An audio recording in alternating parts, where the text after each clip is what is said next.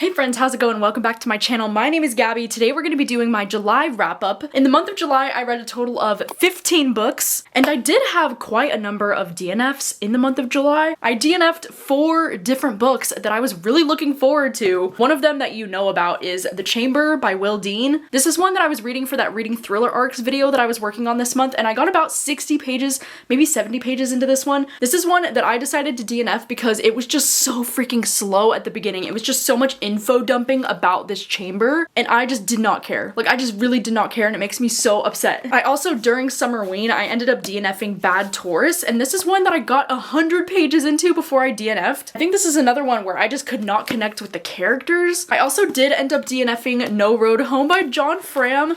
This is one that I got 63 pages into before I decided to DNF, and I guess the main reason why I ended up DNFing this one is because I didn't realize the story would involve religion with like so heavy-handed with the religious stuff, because you know, I'm not really a religious person myself, and I always talk about the fact that when it comes to horror books that involve religion, it can be very hit or miss for me because I just don't love reading about like religion and horror, and I just felt like with this book that was really gonna be like all that this book was about, was like the religious and horror themes, and I just wasn't into it. And then I also ended up DNFing Not in Love by Ali Hazelwood. I was listening to this one on audio, and I want to say I got about 30 or 40% of the way through this book before I decided to DNF. I know that Ali Hazelwood said that this one's not like her other romance books in the way that this book is a lot more of like an erotic romance, and like, yeah, I was definitely getting that from reading this. I just don't think that this was like my kind of romance, you know? Because this was definitely the kind of romance where these characters just have this like instant lust for each other, and there were just so many lines and so many moments already just in the beginning of this book that were making me cringe so hard. Like, I just couldn't get into it. But in the month of July, I was working on a number of different reading vlogs. I mean, Summerween was like in the first bit of July. I cannot believe how much fun I had during Summerween this year. I mean, it was very unfortunate that I wasn't feeling very well for the whole week because I had like a major bad GERD flare-up happening for like the entire week of Summerween. So like that part really sucked, but otherwise I feel like Summerween was so much fun this year. I read so many amazing things during Summerween. I also worked on a reading vlog this month that was like reading 3 to 4 new thriller arcs that I was working on, so I'll have that link down below. My friend Katie Colson actually came out and visited me for an entire week this month, so I'll have that vlog linked down below if you missed it, but that was also really cool. Over on my Patreon this month, I did have 2 different exclusive videos that I was working on. One of them was a Summerween rewind video, and this was really fun. This was actually my friend Gavin's idea to make this, but basically the Summerween rewind video, it's like an hour and 15 minutes long,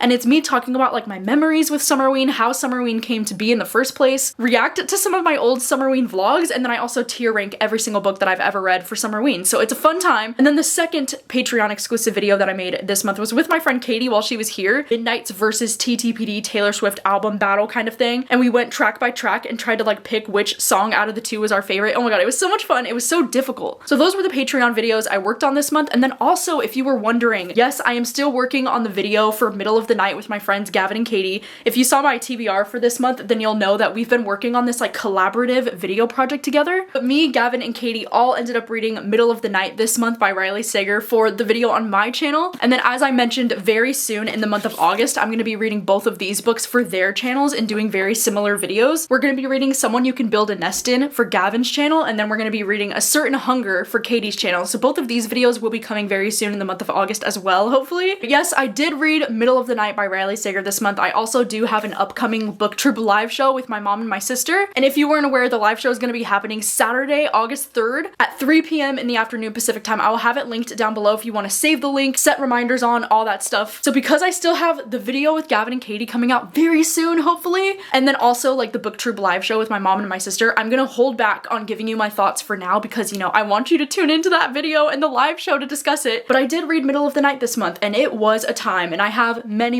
thoughts about it, let's just say. All right, so jumping into the rest of the books that I read this month, I think I'm gonna do what I did again last month, where I talk about like my lowest rated first and we work our way up to the highest rated book of the month. So one of my lowest rated books this month was actually Alice in Borderland Volume 7. I ended up giving this volume 2 stars, which is such a bummer, you know, because Alice in Borderland is one of my favorite manga series, but this one in particular just really did not work for me. This author keeps going off on these like side stories throughout the series, and it's just really starting to bother me. The side story starts right here. Like, this is the only bit of the regular story that we get, and then the side story starts here, and then the rest of this entire volume is the side story. And I just don't care nearly as much about the side stories as I do about the main story that's going on with the main characters. I'm just tired of these volumes of Alice in Borderland just going off on these side tangents with these characters that I don't know and I don't care about them. Like, I know it's probably all eventually gonna come around and like it's gonna matter, but right now it's boring. It's just so boring. So I gave this one 2 stars. A thriller that I ended up giving 2 stars this month is I Need You to Read This by Jess Maxwell. This one is actually an ARC copy that I have. This one goes on sale in August. And this is one that I read during that reading vlog where I was reading some new thriller arcs, and I'm so bummed that this one ended up being around a 2-star because I was having so much fun with this.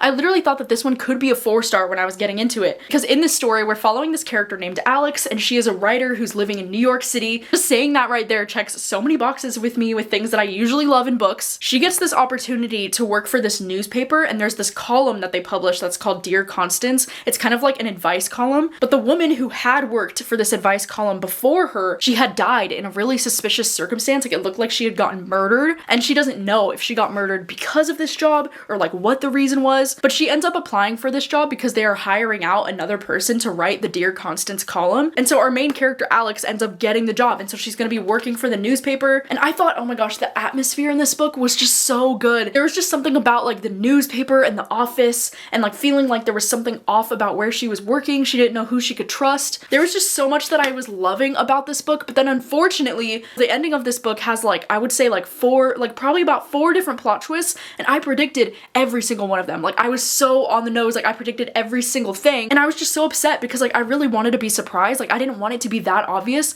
and I feel like one of the main twists in this book was so obvious to me that it was like annoying that the main character was being so naive. It was like, how could the author not think that I wouldn't see this coming? I don't know, like maybe I'm just like reading too much into it, but I'm usually not the kind of person who can predict like a lot of stuff in thrillers, but for some reason with this one I just found every little thing to be so predictable, and I thought it was really frustrating, so I lowered my rating to 2 stars because I wanted to be surprised. Another disappointing thriller that I read this month was The Nature of Disappearing. This is another one that I was really looking forward to because I have loved a book from this author in the past, and this is one that I only listened to on audio, but this one was another really disappointing one. I thought the premise of this one was really cool because it was going to be taking place in Idaho, which is pretty specific and pretty cool because I don't think I've ever read a book that takes place in Idaho. Like, this one really did, you know, it did have a good atmosphere. It really did feel like it was like taking place like out in the wilderness, so like that was cool. But otherwise, like, oh my god, the characters of this book just drove me fucking crazy. Like, I just didn't care. The main story and the main plot that's happening in this book is that we're following this friendship of these 2 girls. Our main protagonist used to be friends with this girl who has recently gone missing, and she kind of became this like van life influencer girl, and now she's gone missing. And then there's also this guy Tyler that she was involved with in the past, and he's kind of like coming back to try and help her track down this girl. And honestly, I feel like most of this thriller was just like a messy love triangle between these 3 characters. Like, they all have so much history, and I feel like so much of this story is just like flashbacks of like 7 years ago, 10 years ago, like all this shit about their friendship and like how they came to be friends in the first place, but then like what led up to her going missing.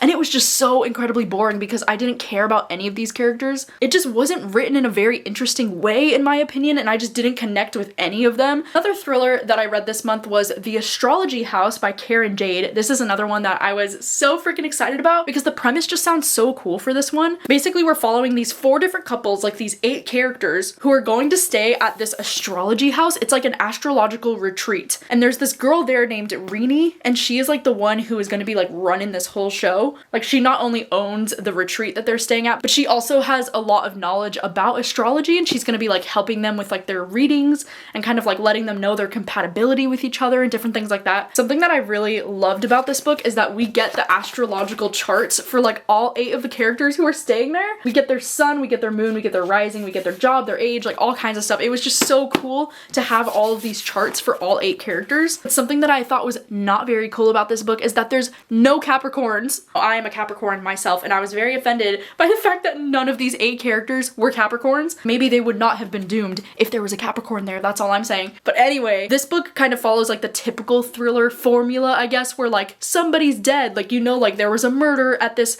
place, like something happened, and then you jump back like 2 days and you kind of get to see what led up to the murder. This one, it breaks my heart that I only ended up giving this book 3 stars because I'm not gonna lie, at the beginning of this book, I was feeling like this could be a new 5-star favorite. Like, I was absolutely loving the setup of this. I was immediately invested in some of the drama that was happening between these friends because I was like, oh my god, what the heck, like that is so juicy, that is so interesting. But then I feel like the story quickly kind of gets into this repetitive drama between these friends. Like, I feel like there's not much more to the story than this like drama between the married couples and the drama between the friendships and like people cheating on each other and things happening like that. Like, it never really went anywhere for me. I also feel like so much of this story is focused on this girl Rini, like the one who's running the show. You just get so many flashback chapters of like her life and her story and how she came to like own this place. But like, honestly, I did not care about her character. I don't know why. I was much more invested in like the 8 characters who were staying at this house as opposed to like Rini's character. And so because so much of the story ended up focusing on her, I just found myself kind of bored. Like, I don't know why I just did not connect with her character at all. And then the ending of this book, I think the ending improved a little bit, but it was also still just so like kind of cheesy and kind of predictable. Like, I just didn't love the ending of this either. So I ended up giving this one around 3 stars, but it's just devastating because I really think I could have loved this one. Like, this one had so much potential for me. I also ended up reading One Perfect Couple by Ruth Ware, and this was another thriller that I ended up giving 3 stars, and it sucks because Ruth Ware is one of those authors that like usually I don't end up enjoying her books for whatever reason. Turn of the Key is the only book from Ruth Ware that I've ever given 5 stars, and ever since then I've been reading so many of her books because I'm always hopeful that another one is going to be a winner for me. And so I'm almost at the point where I'm like, damn, I don't know if I want to keep trying with Ruth Ware because I really thought that this one could be a winner because it sounded so up my alley with like the premise. Because in this story we're following this couple who is going to be getting put on this show. It's like this reality survival kind of dating show called One Perfect Couple, and the dating show is like literally described as like Love Island meets Survivor. And so I was like, oh my gosh, like what the heck, that's crazy. So I thought this would be right up my alley. I really loved too, like the first 100 pages of this book was so interesting because I really liked the setup of this, how like Lila, you know, our main protagonist girl, she is like a scientist, you know, like she is a smart ass bitch, and her boyfriend, what was his name, Nico? Her boyfriend Nico is an aspiring actor, and so he's the one that's like, we need to get on this show because he wants to like, you know, eventually find success in acting, and he thinks that this show will be like the gateway to do that. And so she only agrees to go on the show because her boyfriend Nico like really wants to go on the show. And basically the show is gonna be like mixing these couples around. Like, you have to be a couple to get onto the show, but then they're gonna be like swapping partners and different things like that to find the one perfect couple essentially. And so I thought the beginning of this, like the setup of it was so fun, and I loved like the tropical location. But then of course, you know, like things go wrong, like there's a storm and then somebody's murdered and it, you know, turns into a thriller. But dude, when I tell you that after page 200, it felt like the story should already be over or something. Like, it felt like there was so much that had already happened up to page 200 that I was like, what are all of these extra pages for? And then I feel like the second half of this book just got so repetitive. It just really turns into like a survival story. And it's like, there's only so much you can do with that kind of plot, you know, like it just got so repetitive and it was the same things just over and over and over and over again. And I just started to care a lot less about the story. And then even with the ending of this book, I was not impressed with the ending. I thought it was super predictable. Everything that I thought was gonna happen did happen at the end of this, and it was just so mediocre.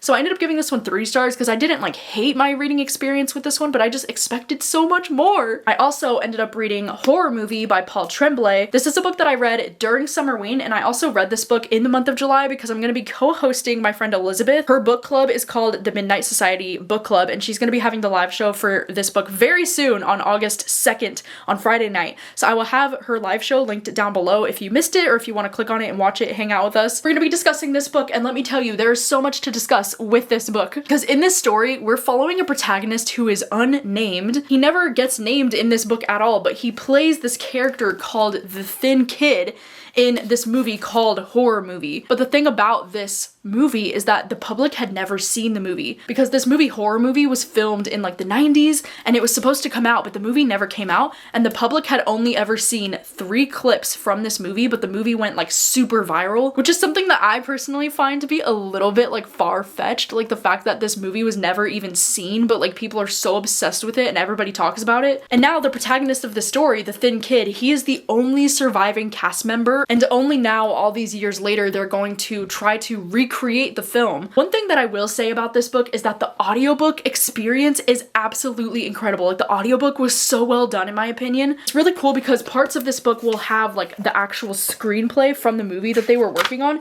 and it's cool because not only is it like a full cast audiobook, so they have all the different voice actors doing the different voices, you feel like you're in the room at like a table reading, because they will include like the flipping of the pages at the bottom of the page when you flip to the next page. The flipping the pages sounds are included in the audiobook, and then also sometimes the actors will like mess up their lines and they'll have to like start over, or they'll like clear their throat and be like, excuse me. It's just so cool. It sounds like you're actually in the room while they're doing a live table reading of the screenplay. Like the audiobook was just so cool. There were also like a lot of scenes during the actual movie that had creepy music in the background or like creepy ambiance. Like I just really loved the audiobook. I thought it was such a 10 out of 10 experience to listen to. But at the same time, oh my gosh, there was something about the writing of this book that just came across as like so pretentious sometimes. The whole like, well, you just wouldn't get it if you weren't there. Like you would never really know. You know, like that kind of writing style was just, oh my gosh, like it started to get under my skin. Like it was so annoying. But I will say that I do think that the ending of this book really ramps up on the violence and just like the things happening. Holy shit. Like I don't really understand the people who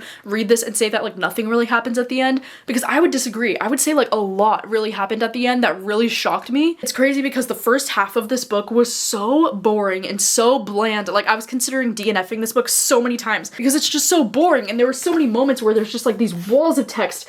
I really hate when books do that. Like it is just so annoying. Like can you just please break it up with some paragraphs and keep it interesting? But I will admit that the ending of this book, to me, in my opinion, the ending was worth it. I was surprised by the ending of this one, and that's the only reason why this one gets 3 stars instead of like 2 stars, because the ending was so interesting. So like I didn't hate this one as much as I thought I could, but I also didn't love this one the way that I wanted to. Another 3-star that I had this month was The Black Paradox. This one is a manga by Junji Ito. This one had like the coolest premise, but it just went off in the most bizarre direction. We're basically following these 4 people who meet on the internet, and they all create this like suicide pact together, and then while they're on the way to go and do that all together, something stops them from doing it and they get led down this very different path, and it just leads to the most bizarre kind of unexpected story. I just don't know how I felt about this one. It was very weird, but like not in a very interesting way. Like I just kind of got like, okay, like by the time it was the ending of the book, I was kind of like skimming because I was like, what the heck is this? I ended up giving this one 3 stars. It was not a favorite from Junji Ito for me. And then I also read The Summer Hikaru Died Volume 1. I also read this one during Summerween. This was recommended by my friend Gavin, and I'm so glad that I decided to pick this one up because I do feel like it was the perfect kind of like summer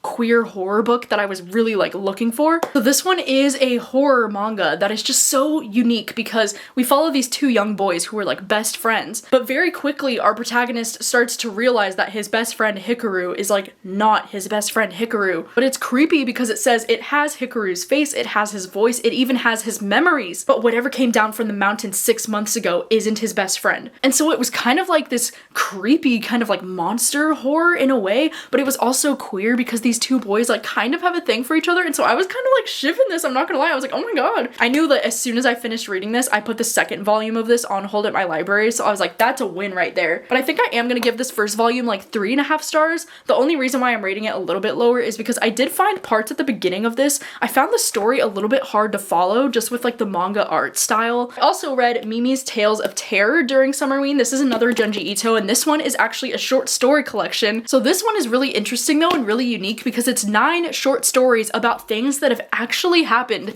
It says that all of these are inspired by real things. All of the 9 different stories all follow this girl Mimi, and it's like different things that have happened to her throughout her life kind of thing. And this was so interesting. Like there were definitely some short stories in this that didn't really work for me, but most of them I thought were really creepy, really interesting, and I thought this was one of the better short story collections that I've read from Junji Ito, so I ended up giving this one 4 stars. I really liked this one. And then I ended up reading Blood on the Tracks Volume 16. Thank you so much, by the way, to Deborah for sending this to me off my Amazon wishlist recently, because as soon as I got this in the mail, I was like, I'm reading this, because Blood on the Tracks is one of my favorite horror manga series, and this one was no different. Oh my gosh, I feel like this manga series, the further in that I get, the more sad that I feel like this series gets. Whenever I describe this series, I always want to compare it to like Bates Motel, you know, because this story is primarily about this like mother and son relationship that is just kind of like toxic and like hard to read about. And now at the point in this series, we are getting so close to being done with Blood on the Tracks. I think there's only 1 or maybe 2 volumes after this one. So it is getting so bleak and so depressing, but it was still very interesting. I ended up giving this one 4 stars. And then another 4-star book that I had this month was Maggie's Grave by David Sodergren. Thank you so much to Lindsay for recently sending me this one off my Amazon wishlist, because you know, I just recently read this author for the first time during Summerween. And this month I actually ended up reading 3 different books from him because he has very quickly become a new favorite author of mine. His horror books are just so genuinely disturbing. Like, oh my god, they're just so well written and gory and brutal and like over the top, but I just really love the way that he writes. Like, I don't know, his characters are always so good too. This one is the one that I've most recently read, but unfortunately I think think it's my least favorite of the 3 that I've read so far, but I still ended up giving this one 4 stars. Like, I have not given this author anything lower than 4 stars yet, which is just crazy. This one takes place in a small Scottish town, and basically there was this woman named Maggie who was living back in like 1867. In the very first chapter, we do get to read about Maggie's story, about how she was like burned and killed for being a witch. Disturbing and brutal and graphic to read about. I was like, holy shit. Then the story takes place years later, actually in 2019, when we're following a bunch of like young people who are still currently living in the same town, and there's like a tourist in the town, and she's kind of like, ooh, like show me around, like show me what's cool here. And they're all like, let's go show her Maggie's grave, because Maggie's grave is kind of like one of those things that they show off to people, like, look at this woman who was like burned for being a witch. So all the local young people take this new girl, this tourist, up to Maggie's grave, and as you can imagine, some shit goes down. This story was just so chaotic. It was so interesting. There was lots of violence. There was so much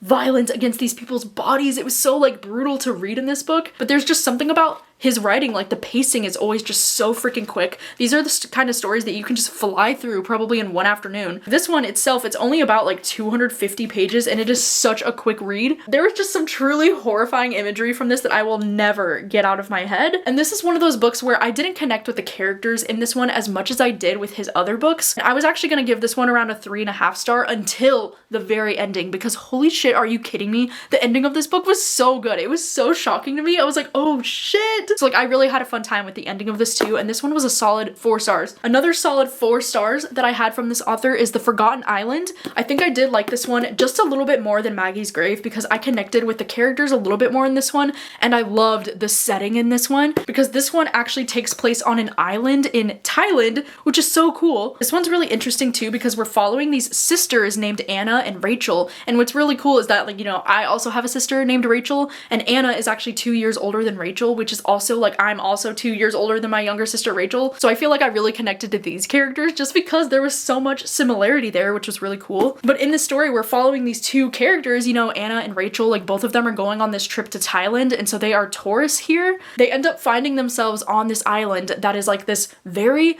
haunted island. Like this island is not on any map by the locals. Like this island is considered to be a place where like you just don't go there. Like we don't know what's happening over there. There's like some dark history surrounding this island. And so now these 2 characters, you're kind of following them as they seem like they're stranded on this island. And it is just so scary and so intense and so action-packed. This story is another one that's only about 300 pages, and I feel like the writing, like the pacing is just so fast-paced. Like you can just fly through this book so quickly. And I also feel like if you have a fear of spiders specifically, like, oh my gosh, I definitely do have a fear of spiders, and this book was like giving me the ick so many times with like the spider thing. I was like, oh my god. Some of these scenes were just absolutely horrifying to read about. Like they really were, but it was just so well done. And I'm pretty sure that this book is the debut book from this author, which came out in like 2018, I think. So I am super impressed that this was a debut because this was so entertaining, and I can't wait to read even more from this author because this one was so good. Another manga that I also rated super highly was Venus in the Blind Spot by Junji Ito. This is another one that I read during Summerween, and this manga collection I ended up giving a 4.5 stars. I really love this. This is another short story collection from Junji Ito, and this one had 10 different short stories in it, and this was by far one of my favorite short story collections I've ever read from Junji Ito. Like there were so many creepy and yet brilliant